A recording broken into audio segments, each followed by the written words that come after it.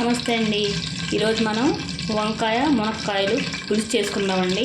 ముందుగా కడాయి పెట్టుకున్నానండి, ఆయిల్ వేడెక్కిందండి. ఇప్పుడు మునక్కాయలు ఉల్లిపాయలు వేసుకుంటున్నామండి. 2 మునక్కాయలు అండి, 2 పెద్ద సైజు ఉల్లిపాయలు అండి.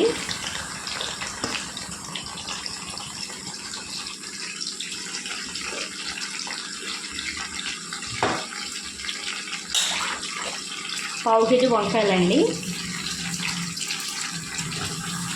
పెద్ద సైజు ముక్కలు కోసుకున్నానండి, బోరుగాని ఇలాగా ఉప్పునిట్లు వేస్తున్నానండి కోసి.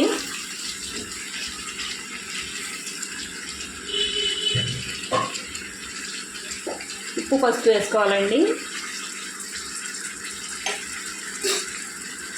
కలుపుకుందామండి. చాలా సింపుల్గా చేసుకోవచ్చండి.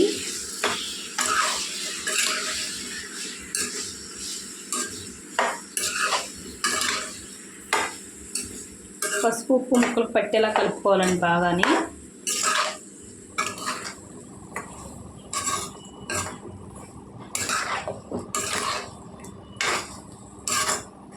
మూత పెట్టి మగ్గించుకుందామండి. చూడండి మగ్గినాయండి. మసాలా వేసుకోవాలండి, 1 స్పూను పచ్చి మసాలా అండి.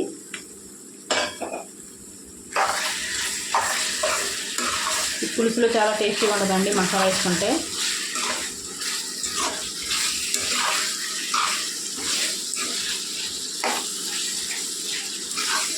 కొద్దిగా వేగాలండి మసాలా వేగిందండి. కారం వేసుకోవాలండి, పులుసు కదండి కొద్దిగా ఎక్కువ పడుతుందండి కారం.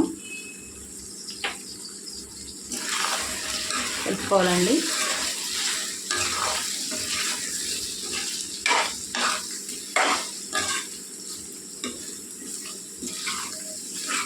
కొద్దిగా వేడితే సరిపోద్దండి కారం వేసిన తర్వాత.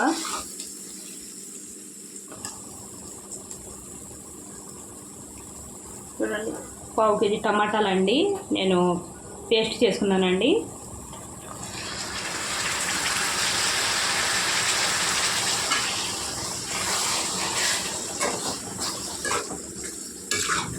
కలుపుకొని ఉడకనివ్వాలండి.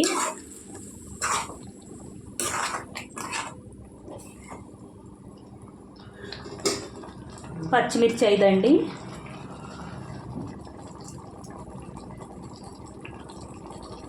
కొద్దిసేపు ఉడకాలండి. టమాటా గుజ్జు ఉడికిందండి. పులుసు పోసుకోవాలండి, చింతపండు పులుసు తగినంత వేసుకోవాలండి. ఎక్కువ పులుపు ఉండకూడదు, తక్కువ పులుపు ఉండకూడదు అండి.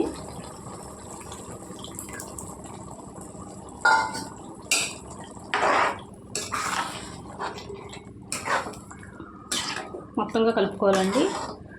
ఉప్పు చూసుకోవాలండి. ఇప్పుడు కారం అవన్నీ ముందే వేసుకోవాలండి. నూనెలో వేసుకోండి, ఎంత కారం వాసన వస్తుందండి. పులుసు నూనెలో వేసుకోవాలండి కారం.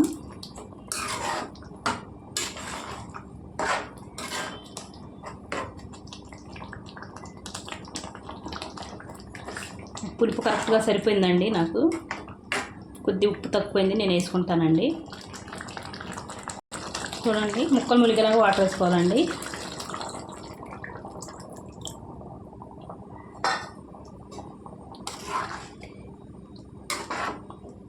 ఈ మునక్కాయలు బాగా ఉడికేదాకా వండుకోవాలండి. పులుసు మెత్తపడాలండి ముక్క పులుసులోనే, చాలా టేస్టీగా ఉంటుందండి.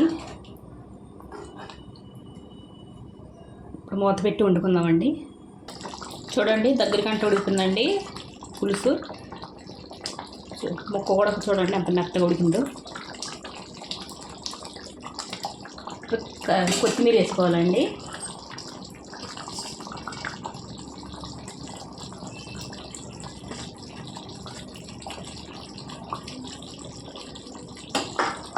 స్టవ్ కట్టేసుకోవాలండి. ఇంతేనండి మునక్కాయ వంకాయ పులుసు అండి. నచ్చితే లైక్, షేర్, సబ్స్క్రైబ్ చేసుకోండి.